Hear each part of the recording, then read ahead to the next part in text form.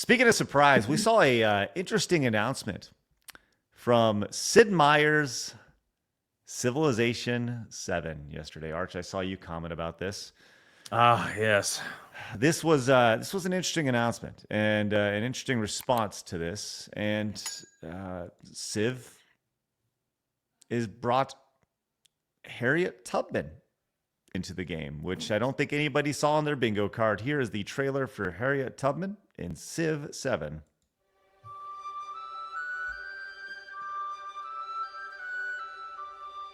I never lost a passenger. Never crashed my train.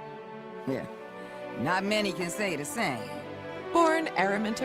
Okay, I'm sorry. Can we just stop for a second? How do we know? Like, do we know that's how she spoke? Do we have her audio on record? Maybe she's like maybe she doesn't sound like the traditional Southern slave. You know what I mean? Like, it's so. Well, I don't know. The fact is, she'd probably sound a lot worse than that because they spoke usually with a very heavy slang.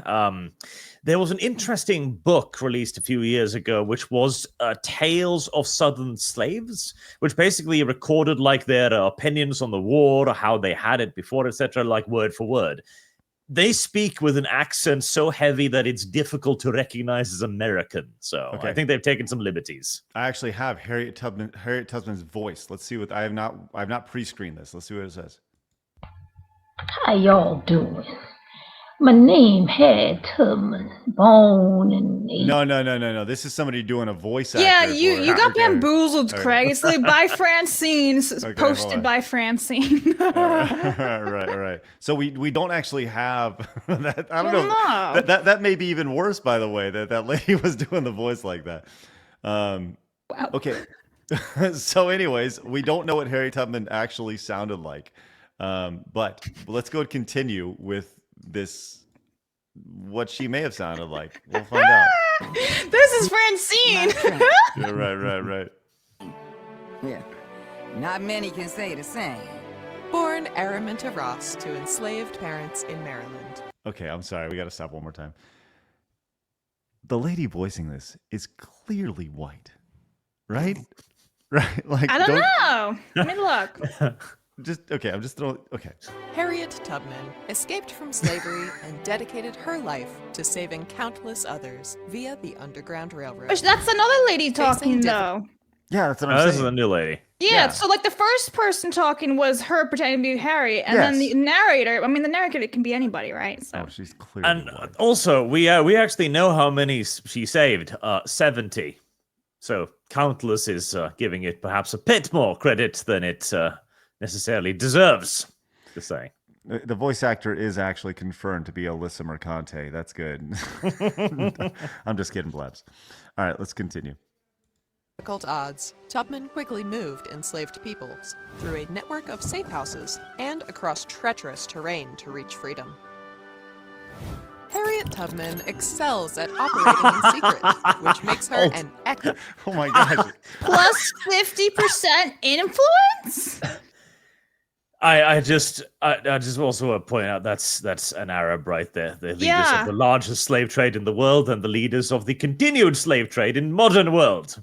I love the choice. It does seem very odd. What is this game? I've never heard of it in my life. You never heard of Civ before? Civilization? No, can you explain? Yeah, it's a giant.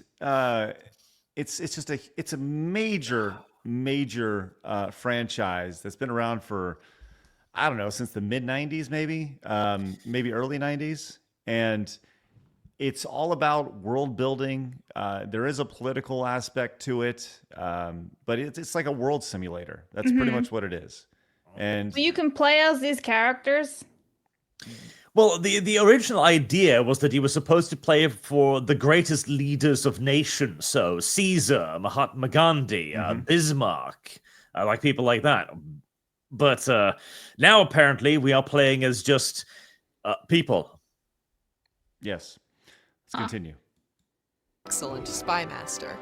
And if war becomes inevitable, she has the resilience to persevere. In the modern age, consider pairing Harriet Tubman with America, whose production bonuses will help you build toward a better future. Or choose a different... you can just pair any leader with any nation now, because you can have Caesar leading America or Napoleon leading Britain. Oh God. Yeah, we've deviated somewhat from the original point of civilization. Yes, war leader Harriet Tubman.